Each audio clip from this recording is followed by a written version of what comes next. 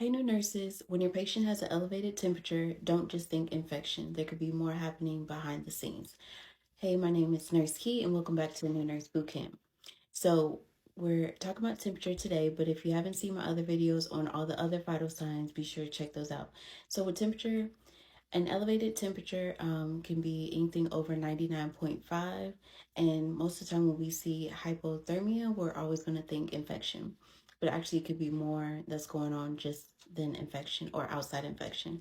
It could be inflammation. They could have a recent surgery. It could be trauma induced, autoimmune disease, tissue injury, even medications, steroid, or it could be hyperglycemic, blood transfusions or reaction to another medication, heat stroke, or even dehydration. So, elevated temperature, generally, we're going to if there is medication prescribed, it'll have parameters. Most of the time, like even Tylenol, it may be anything above 100.1 that you'll give medications.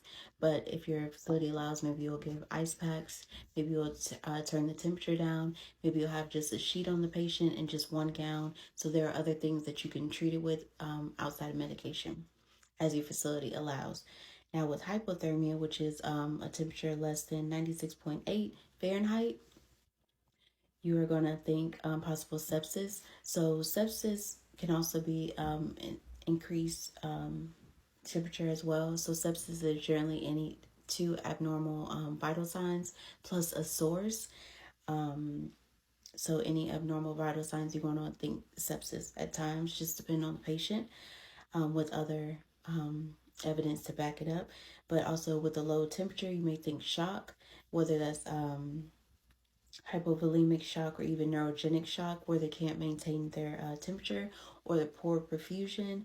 It could possibly be a low blood glucose or even a low thyroid, hypothyroidism, or just the inability again to regulate heat, or even cardiac arrest patients. Generally, cardiac arrest patients, we do like a rewarming process in the ICU.